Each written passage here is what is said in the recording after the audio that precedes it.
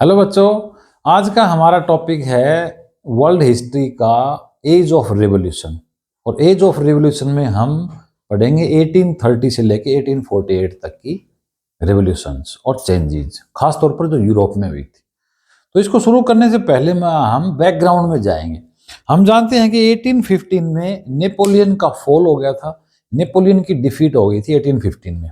और बड़ी पावर तो जो थी, रसिया, पर्सिया, इंग्लैंड, इन्होंने नेपोलियन को हराया।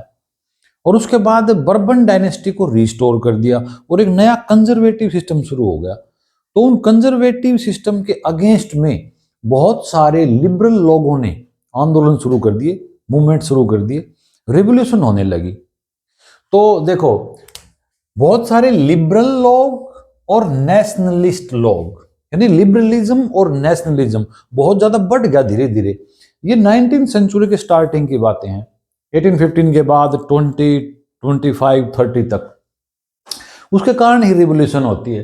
तो लिबरलिज्म और नेशनलिज्म ये बहुत ज्यादा बढ़ गया, पॉपुलर हो गया। और खास तौर पर इसका जो असर हुआ वो जर्मनी में, इटली में, ऑटोमन एम्पायर के कुछ एक प्रोविंसेस थे, कुछ एक स्टेट थे, क्योंकि ऑटोमन एम्पायर तो बहुत बड़ा था ना वहां पर, और आयरलैंड में और पोलैंड में। यहां पर काफी चेंजेस आए, काफी रिवॉल्यूशन हुए, लोगों ने रिवोल्ट किया कंजर्वेटिज्म के खिलाफ। ये मोनार्की को अबोलिश करना चाहते थे, डेमोक्रेसी चाहते थे ये सब लोग। तो ये Germany, Italy, Ottoman Empire, Ireland, Poland और भी कई से स्टेट्स थे जहां पर ये नेशनलिज्म और लिबरलिज्म आया और रिवॉल्यूशन शुरू हुए।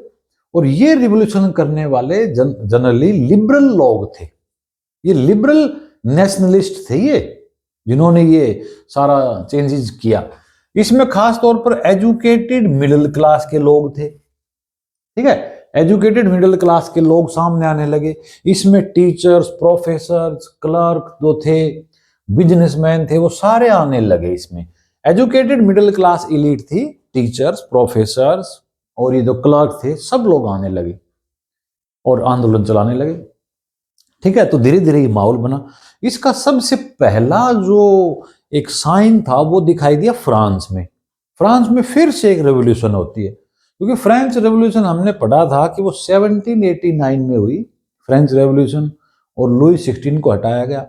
उसके बाद फिर से जब 1815 में नेपोलियन की डिफीट के बाद फिर से बर्बन डायनेस्टी को इंट्रोड्यूस कर दिया था, रिस्टोर कर दिया था, तो वो लोग राज कर रहे थे। तो फिर वहां पर उस बर्बन डायनेस्टी के किंग को हटाया गया 1830 में। तो ये हुई जुलाई रेवोल्यूशन। जुलाई रेवोल्यूशन एक बहुत इंपॉर्टेंट टॉपिक है, अलग से ही पूछ सकते हैं, 2 मार्क्स 3 मार्क्स। 1830 में जुलाई रेवोल्यूशन हुई।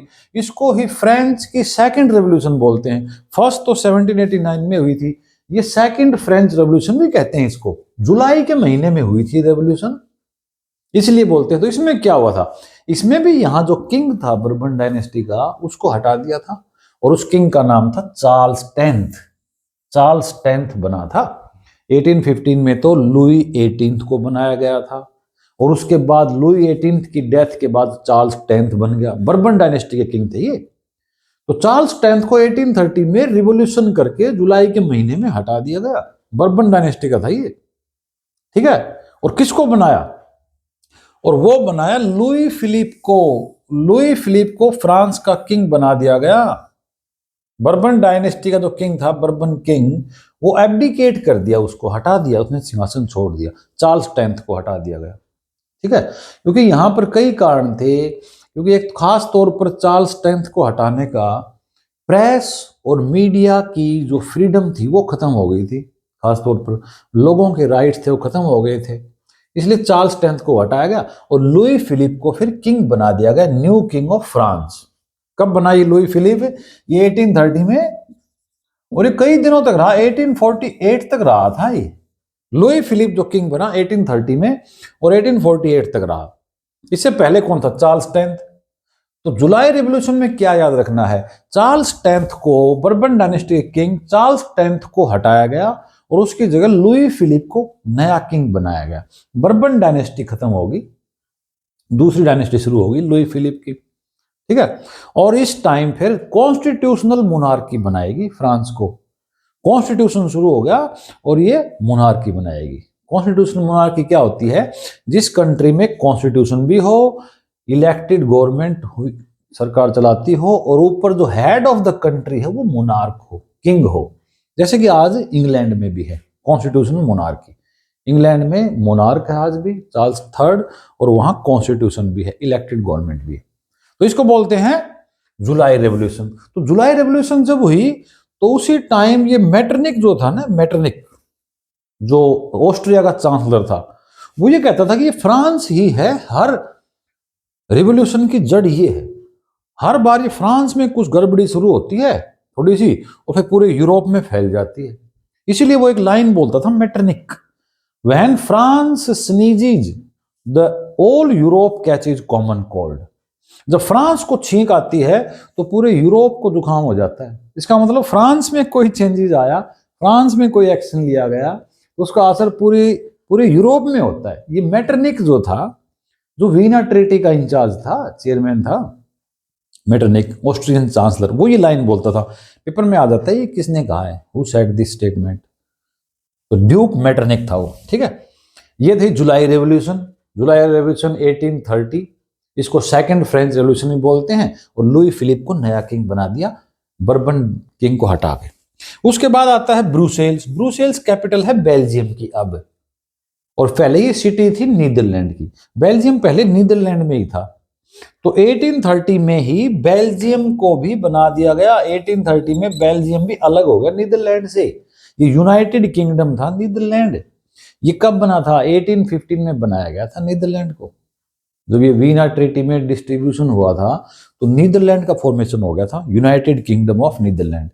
लेकिन 1830 में ब्रुसेल्स में अपराइजिंग हो गई, दंगे हो गए, तो उसके बाद बेल्जियम भी अलग हो गया। तो बेल्जियम कब बना? 1830 में। बेल्जियम की तो हमारी अलग से भी स्टोरी है पावर शेयरिंग में, श्रीलंका और बेल्जियम की।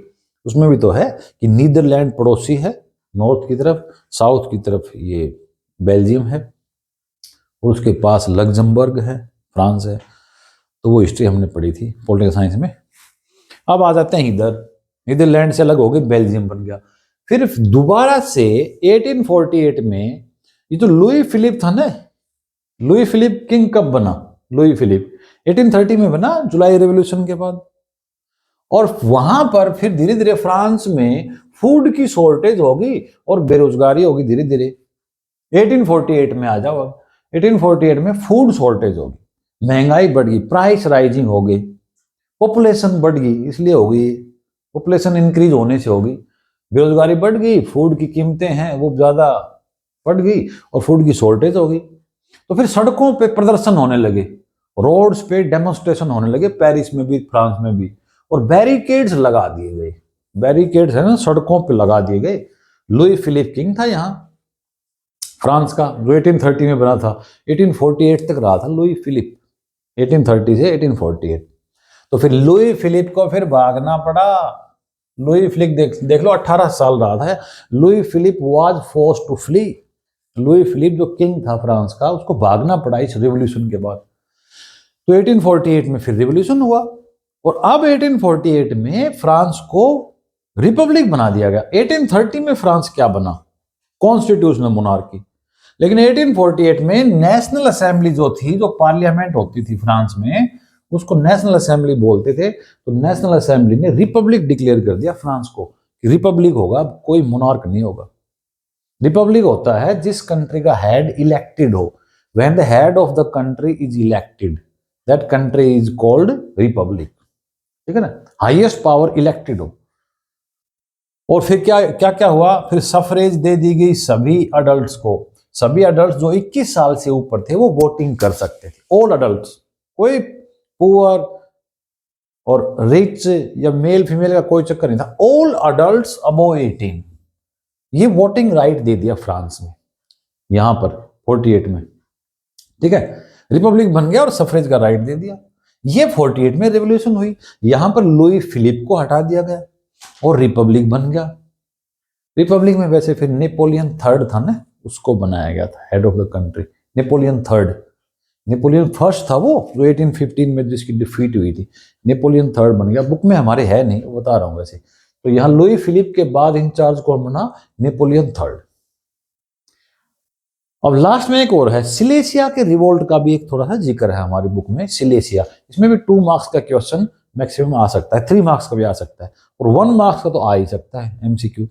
सिलेसिया रिवोल्ट कब हुआ? 1845 में सिलेसिया में भी, सिलेसिया एक पहले रीजन था अलग, एक एरिया का नाम था सिलेसिया। ये अभी पोलैंड और चेकोस्लोवाकिया है ना, वहां पड़ता है ये, पोलैंड के आसपास सिलेसिया। तो सिलेसिया में 1845 में रिवोल्ट हुआ। ये रिवोल्ट क्या था? जो बुनाई करने वाले थे, वीवर्स जो थे वहां, उन्होंने स्ट्राइक कर दी थी, उन्होंने रिवोल्ट कर दिया था ठेकेदारों के खिलाफ। कॉन्ट्रैक्टर जो होते थे ना, कॉन्ट्रैक्टर होते थे, उनके खिलाफ यहाँ के सिलेसिया के वीवर्स ने स्ट्राइक कर दी थी। किस लिए? कॉन्ट्रैक्टर्स थे भाई, इन वीवर्स से बुनाई करवाते थे, वीविंग करवाते थे, कपड़े बनवाते थे। तो ये इनको रॉ मटेरियल सप्लाई करते थे, ये लो जी थ्रेड्स और ये लो सारी चीजें, और कपड़े हमारे तैयार करके दो 10 दिन में, 15 दिन में। तो ये रॉ मटेरियल सप्लाई करते थे ठेकेदार, कॉन्ट्रैक्टर, और उनको फिनिश्ड आइटम्स के लिए उनको ऑर्डर प्लेस करते थे, आदेश देते थे कि ये कर दोगे हमारा। बाद में उन्होंने क्या किया? उन्होंने reduced prices of finished item, जो आइटम फिनिश करते थे उनकी कीमतें हैं वो घटा दी बहुत भारी, ड्रेस्टिकली, बहुत ज्यादा कीमतें कम कर दी कि भी तुमने बनाया, इतने में बनाया था, इतने रुपए मिलेंगे। इससे फिर ये वीवर नाराज हो गए कि प्राइस है इतने कम क्यों हो गए भाई, हमें पूरी वेजेस मिलनी चाहिए। So they demanded for higher wages, higher wages की उन्होंने डिमांड करी, लेकिन बेचारे वो सक्सेसफुल नहीं हुए, क्योंकि ये जो कॉन्ट्रैक्टर थे ये पैसे वाले थे। बाद में आर्मी आ गई और एक जगह तो 11 वीवर्स को गोली भी मार दी थी, शॉट कर दिया था उनको, तो इनको दबा दिया गया। तो ये सिलेसिया में भी एक रिवोल्ट हुई थी, याद रखना, 1845 में वीवर्स की रिवोल्ट थी। किसके अगेंस्ट? अगेंस्ट कॉन्ट्रैक्टर्स, जो कि रॉ मटेरियल सप्लाई करते थे, और they placed orders for finished item. और रिवोल्ट क्यों हुई? क्योंकि उन्होंने प्राइस रिड्यूस कर दिए, तो वहां रिवोल्ट हुई। ठीक है, तो ये था हमारा आज का topic, the age of revolution. ठीक है, अगले वीडियो में फिर मिलेंगे। Thanks for watching.